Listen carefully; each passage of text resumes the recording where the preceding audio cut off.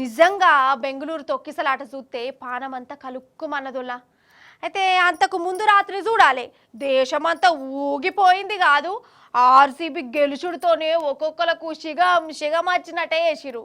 ఈ ఊరు ఆ ఊరు, ఈ రాష్ట్రం ఆ రాష్ట్రం అని కాదు, దేశమంతా ఆర్సీబీ పేరుతోని సంబరాల మునిగిపోయింది. ఆర్సీబీ ఆర్సీబీ ఆర్సీబీ అనుకుంటా దుమ్ము రేపిర్రు. రోడ్ల మీద కోహ్లీ పేరును తలుసుకుంటా ఇట్లా ధూమ్ ధామ్ చేసిరు. హగ చూడురి మీరే. ఏహే ఆగో మన కేసీఆర్ సార్ కట్టించిన సచివాలయం కాడ చూడురి మన ఆర్సీబీ ఫ్యాన్స్ ఎట్లా దుమ్ము రేపుతురు.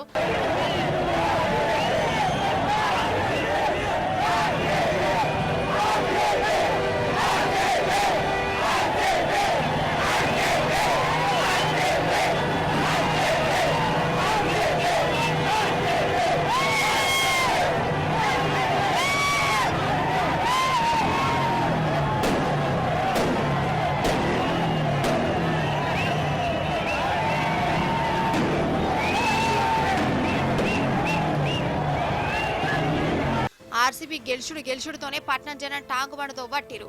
మన పట్నం జనానికి ఒక ఆచారం ఉన్నది, బాధ అనిపించినా సంబరం అనిపించినా టాంకు బండు కాడకు వస్తారు కదా. ఇక రాత్రంతా గిదే కథ అయింది. టాంకు బండుకు పోయే రోడ్లన్నీ కిటకిటలాడినాయి, మస్తు ట్రాఫిక్ జాము.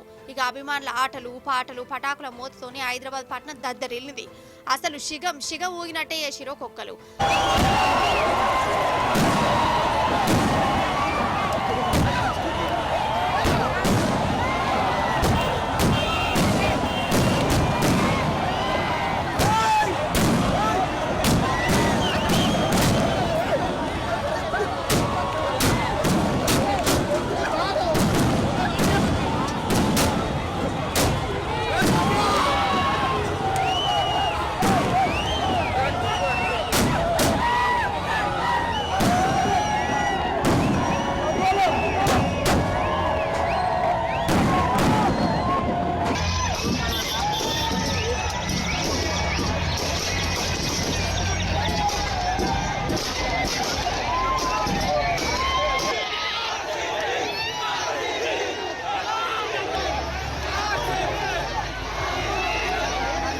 హైదరాబాద్ ఏంది, మన చిన్న చిన్న ఊర్లలో కూడా గివే సంబరాలు.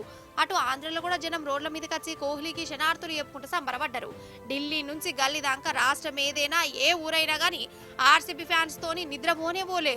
మొగల మీద జిగేల్ జిగేల్ పటాకులు వెలిగినాయి. ఒకరికొకరు అలైబలై తీసుకుంటా కోహ్లీ గ్యాంగ్ ను తారీఫ్ చేసుకుంటూ సంబరపడ్డారు.